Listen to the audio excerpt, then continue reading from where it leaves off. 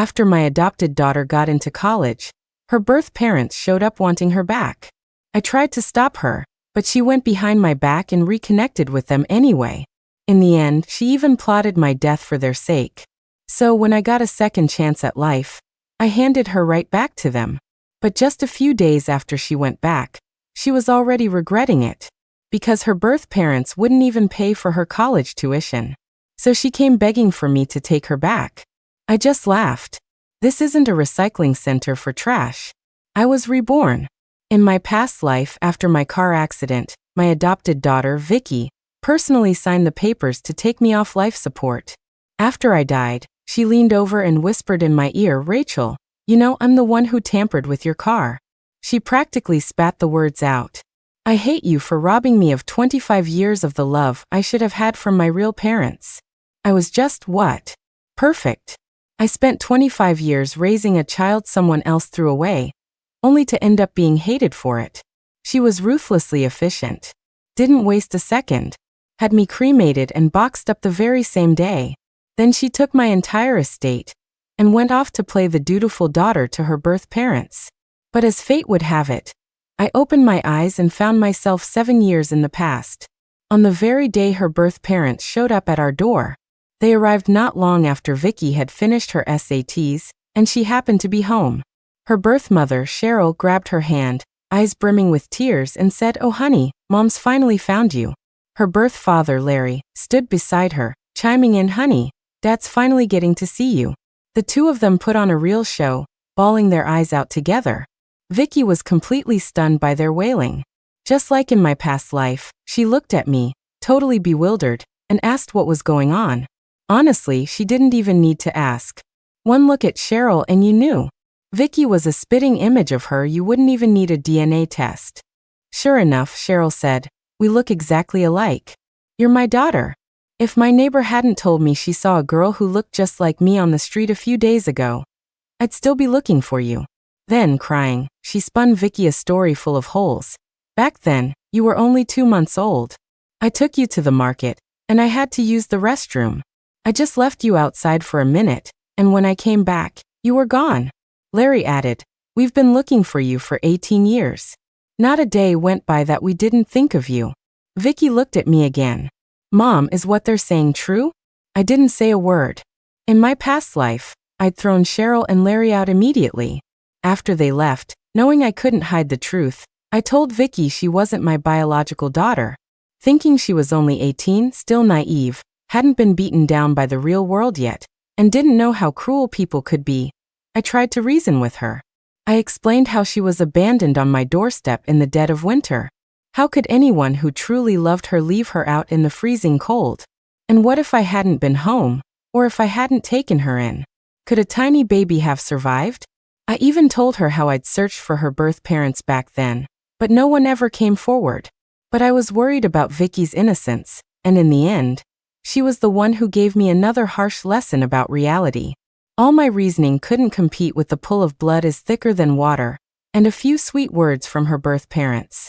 At the time, she promised me she wouldn't acknowledge Cheryl and Larry and even tried to comfort me like a good daughter. "Don't worry, Mom. You're the only mother I'll ever have." But once she was away at college, she started seeing them behind my back. After graduation, she was tricking me out of my money to give to them, because they had told her they'd spent all their savings looking for her. They claimed it was why they couldn't even afford to raise their son properly. When I accidentally saw her bank transfers and the chat history with her birth parents, I scolded her for being so naive. They didn't raise you, but they expect you to help raise their son. Don't you see what's happening? She just accused me of meddling. They're my birth parents, she yelled. They spent years looking for me. If I don't acknowledge them, what will people say about me? That I'm ungrateful? A heartless snake? I don't want people talking about me behind my back. Besides, she continued, I'm an adult now. Can't you just stop trying to control every single thing I do? Then she really hit me where it hurt. No wonder your husband left you. It's because you're so damn controlling. After rubbing salt in my wound, she slammed the door and left. To be fair, my divorce wasn't Vicky's fault. I divorced my ex-husband simply because I couldn't have children. There was an old wives' tale in our town that if a couple couldn't conceive, they could adopt a child, and if that child was destined to have siblings, the couple would soon have a baby of their own. That was one of the reasons we adopted Vicky. But 4 years after we adopted her, I still wasn't pregnant, and my ex-husband's family was obsessed with carrying on the family line. They all started to panic. My ex-mother-in-law forced us to divorce so my ex could remarry. He was a total mama's boy, so he listened to her and left me. But even though adopting Vicky had been a family decision, when we divorced, she suddenly became my problem alone. She's not my biological daughter anyway, my ex said, refusing custody. He even threatened to send her to an orphanage if the court gave her to him. After the divorce, he never came to see her, not even once, let alone pay child support. My own mother and brother were also critical of me for keeping a child that wasn't mine. They refused to accept Vicky.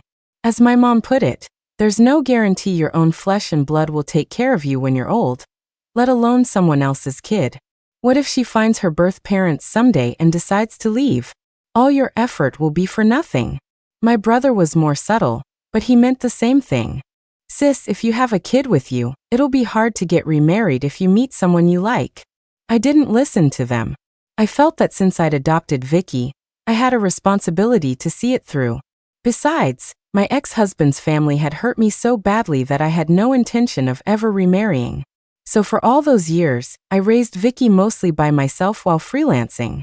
Luckily, my work was flexible, which made things easier. On the rare occasions I was too busy or had to travel, my brother, despite his feelings about Vicky, would reluctantly help out for a few days for my sake. Now looking at Cheryl and Larry, I realized they must have checked out my family situation before leaving Vicky on my doorstep. And they must have been keeping tabs on us all these years. Otherwise, they wouldn't have felt so secure leaving her with me. And they certainly wouldn't have been able to find me so precisely after my ex-husband and I had been divorced for years, and I had even moved. I thought for a moment and decided to hand Vicky back to them as quickly as possible. I nodded at Vicky. It's true, you're not my biological daughter. You were left on my doorstep.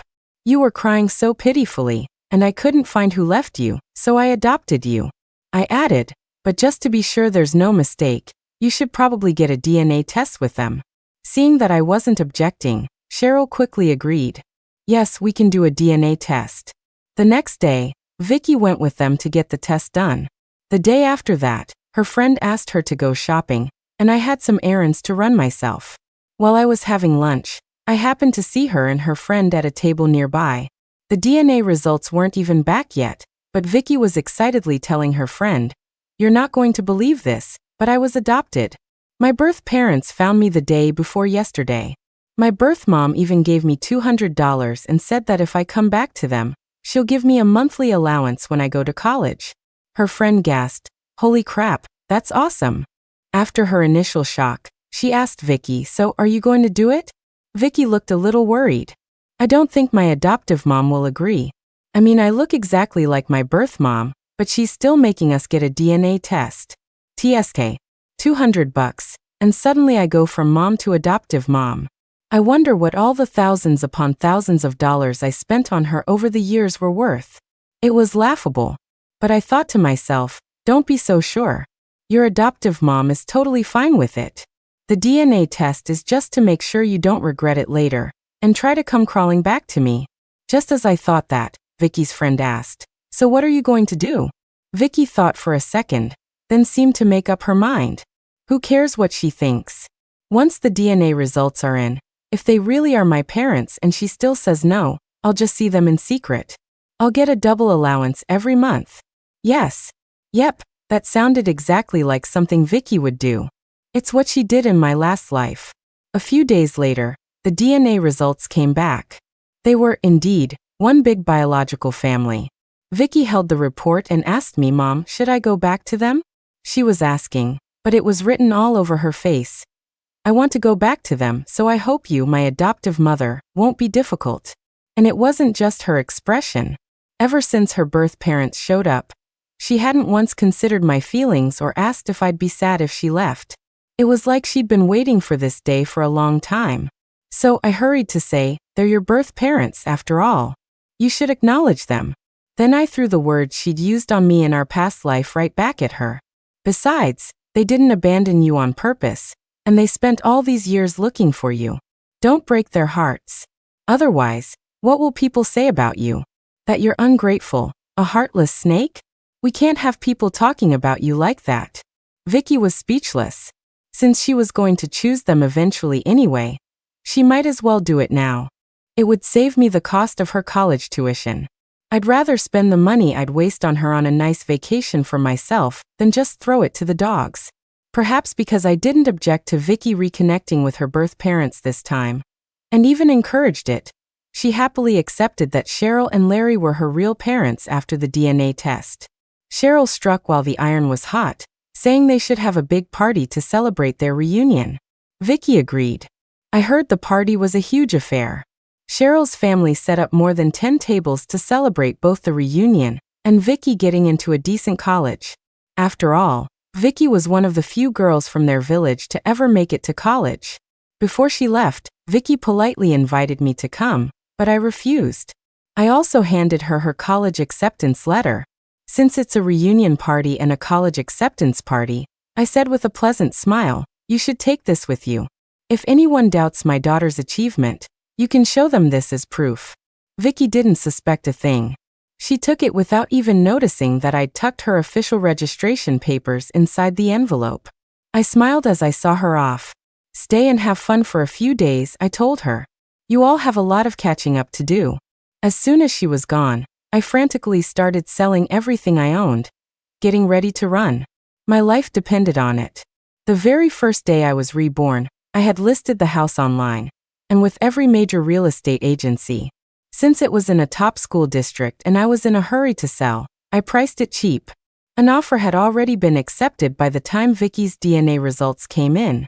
The day I overheard Vicky calling me her adoptive mom, I was actually dealing with the sale of the house. But Vicky was so wrapped up in the joy of her impending reunion that she never noticed. Besides, she was barely home those days, either out with her friends or with Cheryl and Larry. It made it easy for me to move my things out. And it was during this time, while I was packing up my life, that I discovered a secret I'd missed in my past life. While clearing out Vicky's room, I found her diary. She'd always kept one. In the past, I'd respected her privacy and almost never went into her room, let alone looked through her things. But now? Sorry, I bought everything in this house, so I had the right to dispose of it. In her diary, she wrote that she'd known for years she wasn't my biological daughter. She found out when she was younger, during a time I had to travel for work and left her with my brother. My relatives on that side of the family had told her everything. They told her she was a lucky girl, that if I hadn't taken in an abandoned baby like her, she would have died long ago. Back then in the countryside, plenty of families who favored boys got rid of their daughters. They even explained why my ex-husband hadn't wanted her during the divorce. They told her to be grateful and to take good care of me in the future. And while my relatives were gossips and shouldn't have said those things to her, her reaction, which I was now reading, was even more chilling. She wrote, "Grateful? Grateful my ass. For all I know, Rachel stole me from my real parents because she couldn't have her own kid. She deserved to be abandoned by her husband." Even my efforts to help her succeed were twisted in her diary into proof that I didn't love her. When her grades were slipping, I signed her up for tutoring and took away her tablet and phone to make her focus. She complained that while her classmates were on vacation or traveling abroad with their parents, she was stuck at home slaving away at her studies and doing chores, not even allowed to play games. Of course, she doesn't care about me. I'm not her real daughter, she wrote. All she does is force me to do things I hate. But the number of times she'd actually done chores could be counted on one hand. The only chore I ever asked of her was to keep her own room clean, and occasionally help with the house when I was swamped with work. As for games, she'd gotten so addicted in her sophomore year, staying up with friends until 3 or 4 in the morning, that I'd had no choice but to take away her devices. In her diary, she fantasized that her real parents were billionaires who would one day pull up in a luxury car with bodyguards to whisk her away to a life of glamour. What can I say? It was a cringy teenage fantasy, typical for her age. But I don't think I failed in raising her. From the moment she could understand, I always discussed things with her and treated her with respect, like an individual. I never used my position as her mother to act like a dictator, force her into things, or guilt trip her. Even during her rebellious phase, I never cut her off financially. I tried to talk things through with her instead. So, I guess you can only conclude that genetics are a powerful thing. She had perfectly inherited her birth parents' selfish nature. I sold her diary to a recycling center along with the rest of the junk, and after clearing out the house, I contacted the new owner to transfer the deed. The paperwork went through smoothly. 3 days later, I left the city with my suitcase and moved to a small town I'd always loved but had never been able to move to because of Vicky's schooling. I bought a new house there, planning to stay for good. The next time Vicky contacted me was a week later. She was about to start college and needed money for tuition and living expenses. But when she came back, she discovered not only that our house had a new owner, but that I had blocked and deleted her on everything. Desperate, she found one of my good friends and asked where I was. Of course, it was useless.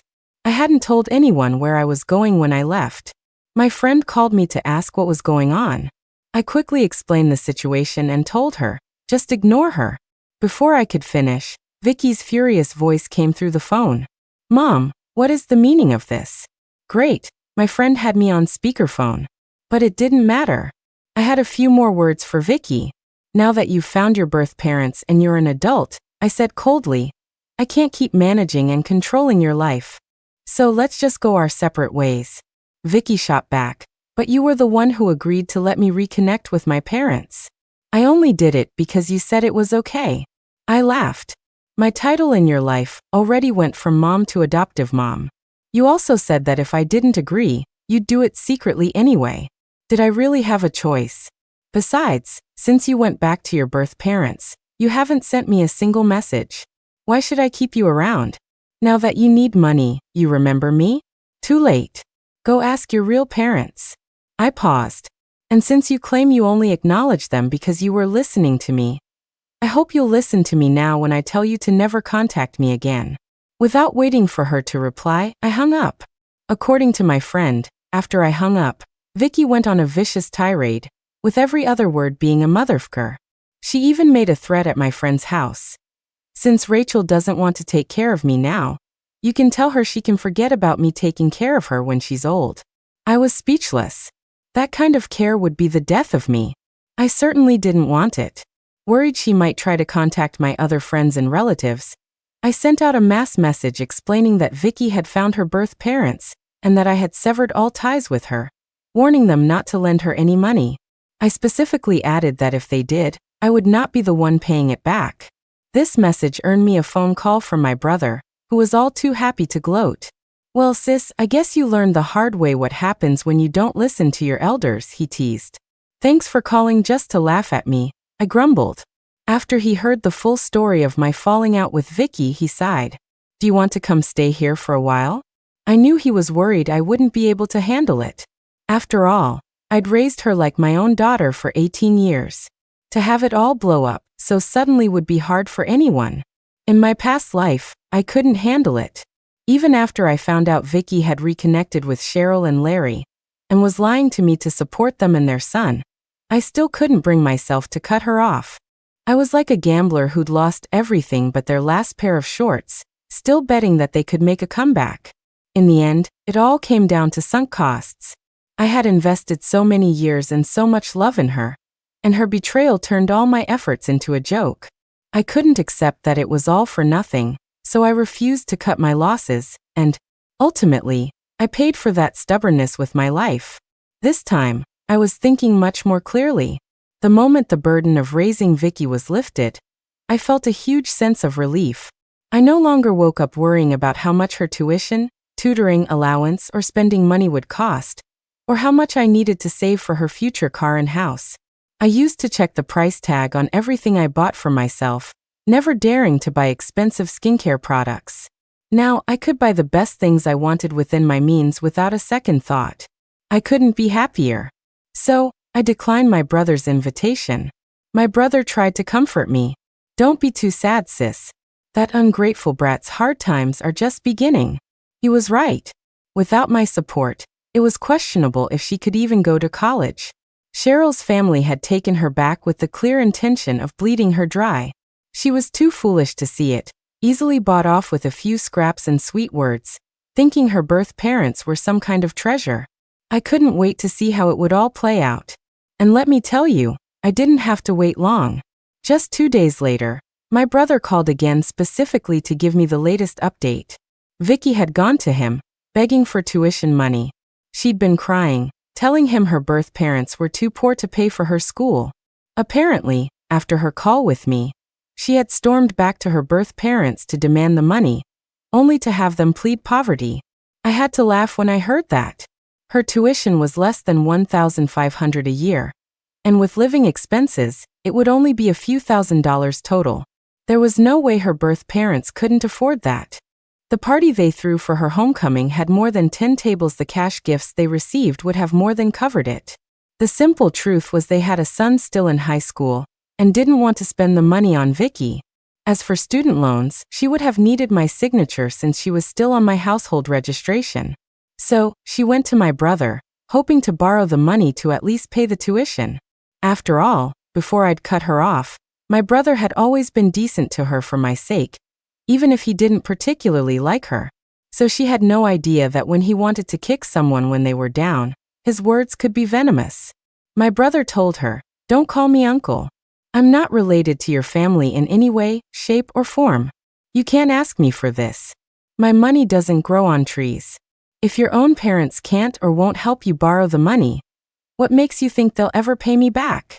Vicky was silent for a moment, then said, "I'll pay it back myself." My brother scoffed. "Then I definitely can't lend it to you. You betrayed the mother who raised you for 18 years without a second thought. If I lent you money, you'd just call me a dumbass behind my back." Vicky tried to argue. "I didn't betray my mom." My brother cut her off. "My sister raised you through thick and thin for 18 years, and you turned around and called the people who abandoned you mom and dad. Is my sister's sacrifice that cheap to you? Who do you think you're kidding?" He paused. "And don't tell me you didn't know you were abandoned. When my sister found you, she had people search for your birth parents for a long time. So everyone on our side of the family knows. They may be gossips, but they told you plainly. You were abandoned. You've been through high school. Do you not know what abandoned means? No wonder all the money my sister spent on tutoring didn't help you amount to anything. You're just dumb by design." After his tirade, my brother summed it up powerfully. "Looking at you now, it's no wonder your parents abandoned you. An ungrateful snake like you can never be tamed." In the end, Vicky broke down, crying that she regretted everything. She said she never knew how much it would hurt me, and if she had known I was so against it, she never would have acknowledged her birth parents. Then she got on her knees and begged my brother to call me, saying she wanted to apologize and promise to never have anything to do with her birth family again. She was crying her heart out, desperate for the tuition money, my brother said. So I felt bad and I was in the middle of a face mask and nearly shot up out of my chair. "Are you out of your goddamn mind? Is your money burning a hole in your pocket? Or are you trying to scam me?" My brother replied, "No, I'm a cheapskate. Why would I lend her money knowing I'd never get it back?" I just pointed her in the right direction. I told her to take her official papers and the DNA test, get her registration transferred back to her birth parents, and then they could help her apply for a student loan. Could he not be so dramatic? I let out a long breath. "Don't ever call me again. Seriously. Thank you and goodbye." I heard that eventually, under pressure, Vicky's birth parents paid for her first year of tuition. After making such a big show of taking her back, turning on her so quickly would have made them look bad. But they made her sign an IOU for the money. I thought that would be the last I'd ever hear from her. But just 6 months later, she contacted me again. By then, I had a new phone number, so she added me on a messaging app from an unknown account and left a series of messages. "Mom, I was wrong. They're not good to me at all. Mom, please forgive me this one time. I'll never have anything to do with them again, I promise. I'll listen to everything you say from now on, okay? Mom, I know you have the kindest heart. For the sake of the years we had together, can you just lend me $300? Please. I haven't eaten in a day." When I didn't reply, she lowered her asking price, Mom, what about 100? Just to get me through this rough patch. I'll pay you back in a few days when I get paid from my part-time job. When I still didn't say anything, she hugged me and whined, Mom, you're not mad anymore, right? I was still angry, but seeing how sincere her apology seemed, I eventually forgave her. I thought, she's the daughter I raised with my own 2 hands. I can't just write her off because of one stupid mistake. After that, she acted like the perfect, obedient daughter around me, and I never caught her contacting her birth parents again. She had graduated and was working by then, so she wasn't home all the time. Little did I know, her apology and good behavior were all an act to keep getting money from me to support her birth family. 3 months after I forgave her, she told me she wanted to buy a condo, a 3-bedroom, 2-bath, over 1,500 square feet. She'd already picked it out, but she only had $1,000 in savings. Even though real estate in our city wasn't expensive, the down payment was still around $60,000, which happened to be the exact amount I had in my savings. Her intention was clear. She wanted me to pay for the down payment. But that wasn't the main issue. The issue was why a single young woman would suddenly want such a big place. Something felt off. I asked her gently, why do you need such a big place? You'll be exhausted just trying to keep it clean. Her explanation was smooth. For when I get married and have a baby, plus you, it'll be just the right size. Better to get it all done in one go. As if afraid I wouldn't believe her, she added, you're my only mother. Of course you're going to come live with me when you're older.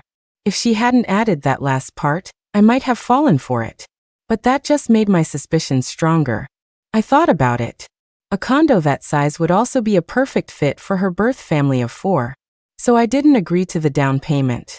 Let's hold off for a bit, I said. I don't have that much cash on hand right now. The words were barely out of my mouth before she shot back. What do you mean you don't have that much? I saw your bank balance not long ago. Realizing her mistake, she quickly tried to backtrack. I didn't mean to look.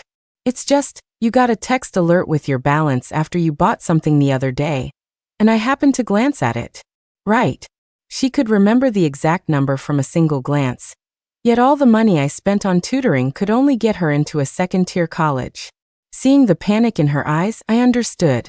The condo was most likely for her birth parents. And I was right. That night, she snuck out of the house. I was suspicious, so I followed her. I overheard her on the phone with her birth parents, complaining about me. Rachel talks a big game about loving me and treating me like her own daughter, but when it comes down to it, she won't even give me the down payment for a condo. It's not like I'm asking her to pay the mortgage. After listening to their reply, she said, don't worry, Mom. I'll find a way to buy you the condo. You suffered for so many years in the countryside looking for me. Now that I'm grown up, I won't let you suffer anymore. I'll figure out the money myself. So, her plan to stop her birth parents from suffering was to make me suffer and foot the bill? What a dutiful daughter. At that moment, I finally gave up on her completely. But it was too late. After I refused to pay, her desperation for money led her to plot my murder. A few days later, I was a goner. If Vicky hadn't leaned over and told me the truth after I died, I would have gone to my grave believing it was just an accident, that the brakes on my car had simply failed. Now reading Vicky's complaints about Cheryl and Larry, I had to laugh. In her past life, she thought they loved her because they didn't have to spend any real money on her. A few cheap gifts and kind words were all it took to get a huge return on their investment from Vicky. This time around, when they were the ones expected to pay up, of course they weren't happy. The sweet talk stopped, and their true colors came out much sooner. I replied to her message. Isn't this the love from a mother and father you always wanted? You got your wish. Be grateful. Then I blocked her new account too. I wasn't falling for crocodile tears. Even if she was really starving to death, that was her problem. It had nothing to do with me. And now that her official registration had been transferred out of my name and back to her birth parents, we were truly strangers. I had no desire to know whether she lived or died. But my brother did. The next time I heard about Vicky was the following year. That rebellious brother of mine, who I had explicitly told not to call me again, called to give me news about Vicky. He said Vicky had taken out some high-interest online loans and couldn't pay them back. For some reason, she still had my brother's number, so when the debt collectors started harassing everyone in her contact list, they called him, too. It was unexpected, but at the same time, it made perfect sense. In all the years she lived with me, Vicky had never known what it was like to be short on money. I had adopted her with the mindset that if I was going to do it, I was going to do it right. I never skimped on her food or clothes and always gave her a generous allowance. She never had to worry about finances. In high school, she only ate lunch and dinner at school, and I still gave her $150 a month, with extra cash for anything else she wanted.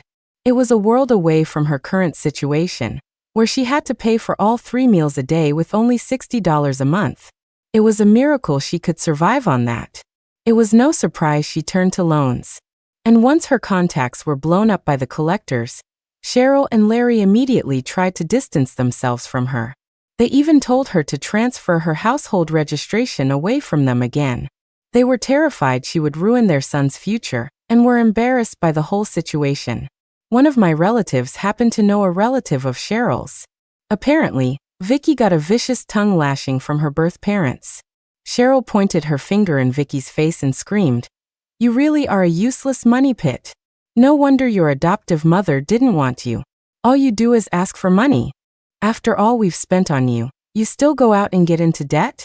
If you're that desperate for money, why don't you go sell yourself?" Vicky tried to argue back. "You're the ones who insisted on taking me back. You have a legal obligation to support me. You didn't even give me enough money to eat, so I had to take out loans to survive." When she talked back, Larry kicked her a few times. "If we'd known you were going to turn out like this, we never would have bothered looking for you after we threw you out. We thought if we took you back, you'd be a help to us, take care of us when we're old, and help your brother buy a car and a house. Instead, we get this thing that just brings shame on our family." After beating and cursing her, they told her to get lost and never come back. Vicky left and was never heard from again. She dropped out of school. Her loans, with all the interest, were less than $3,000, money she had genuinely borrowed just to eat. If Cheryl and Larry had just helped her out a little, she could have gotten back on her feet. Once she graduated and got a job, she would have made much more than that. But they never had any intention of helping her. The relatives on Cheryl's side started saying I was cruel for abandoning a daughter I had raised for 18 years. I just laughed. Like I said, it had nothing to do with me. My brother said, "Of course it has nothing to do with you. I'm just telling you this in case that ungrateful snake tries to find you again. Don't get soft-hearted and help her. A snake like that deserves to be left to fend for herself and learn how harsh the world really is." I thought for a moment. She won't find me. We've completely cut ties. My brother replied, "Don't be so sure. She's desperate now. She might just try to find you to pay off her debts." I swear my brother can predict the future. Vicky actually did find me again. 2 months after my brother told me about her loans, she used yet another new account to send me a friend request with a message of repentance. "Mom, I know I let you down and I shouldn't be bothering you, but I miss you." The moment I saw it, I blocked the new account. She was my kryptonite. Just seeing a message from her was enough to give me nightmares for weeks. After that, Vicky probably realized that I was dead set on never taking her back. She didn't contact me again. But I never, ever expected that the next time I would hear about Vicky, 6 months later, would be on the crime section of the news. Vicky had killed Cheryl in a struggle. The cause was still those online loans. After dropping out of school, Vicky couldn't find a good job, and her salary wasn't enough to cover the loans. The debt was suffocating her. So desperation drove her to do something terrible. She went back to Cheryl and Larry's house with a knife and threatened them to pay off her debt. She believed they had destroyed the happy life she was supposed to have. In her words, "If Cheryl and Larry had never come to find her, I would have never abandoned her. She wouldn't have been left without money for college tuition and living expenses, forced to drop out, and saddled with so much debt. Therefore, they had to pay it back." But when she threatened them with the knife, they didn't think she would actually use it. They ignored her threats and were about to beat her again. They even taunted her, "You useless money pit. You rack up all this debt and have the nerve to come to us? Go on, we dare you to use that knife." Then, The two of them, fearless, actually tried to grab the knife from her. And then they fucked around and found out. In the chaos, Vicky accidentally plunged the knife into Cheryl's femoral artery. The paramedics didn't even get there in time. She was gone. Larry was also stabbed and seriously injured. He survived after emergency surgery, but he would likely never walk again. Vicky was arrested that same day. I stared at the news, stunned into silence. As I was trying to process it, my brother called again. His voice was shaky. "Sis, thank God you were smart enough to pack up and move that night, to block all her contact info. Otherwise, that could have been me. I knew because I had lived it once before." After calming down, my brother gossiped. "Now all the relatives on her birth parents' side are saying how smart and clear-headed you are. They're saying that only the person who raised a child truly knows their character." I wanted to say, that's not it at all. It's just a lesson I paid for with my life. In my past life, I had seen Vicky through rose-colored glasses. I was so arrogant, thinking that since I had raised her myself, I knew exactly what kind of person she was. That's why I forgave her without a second thought. It turns out that was all just my own wishful thinking. In the end, Vicky was sentenced to death. Before her execution, she asked to see me one last time. I went. She was a shadow of her former vibrant self. When she saw me, she broke down in tears. "Mom," she cried. I didn't answer. She sobbed and rambled on, but the gist of it was this. She was sorry for betraying the 18 years I had spent raising her. If there was a next life, she hoped she could be my daughter again to repay my kindness. I quickly cut her off. If there really is a next life, I hope we never, ever meet again. She looked at me. "You'll never forgive me, will you?" I nodded. "That's right." "Why?" she asked. I thought for a moment.